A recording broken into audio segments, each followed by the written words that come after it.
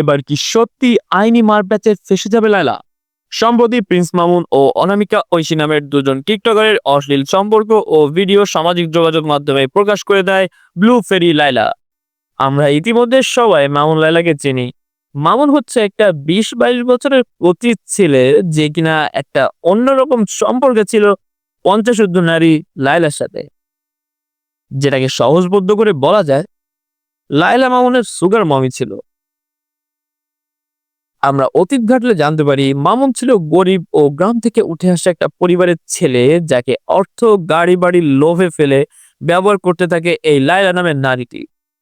এর আগে একাধিকবার তাদের মধ্যকার ঝুট ঝামেলা দেখা গিয়েছে অনলাইনে।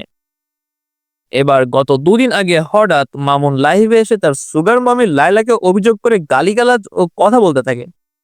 সেখান থেকে জানা যায় লায়লার পূর্বে একাধিক স্বামী ও সন্তান আছে। লায়লা তাদের সেই সংসার না করে এইসব অশ্লীলতা করার জন্য তার ছেলের বয়সী মামুনের সাথে সম্পর্কে রয়েছে। আরো দেখা যায় উক্ত ভিডিওতে মামুন বাংলাদেশের আইনের আশ্রয় চায় এবং আইন ব্যবস্থার দুর্বলতা নিয়ে কথা বলে। মামুন দাবি করে মামুন আন্ডার এজ থাকাকালীন অর্থাৎ 18 বছরের আগে থেকেই এই সুগার মমি লায়লা তাকে অ্যাডপ্ট করে। এখন আইন ব্যবস্থা কি স্টেপ নেয় সেটা দেখার পালা।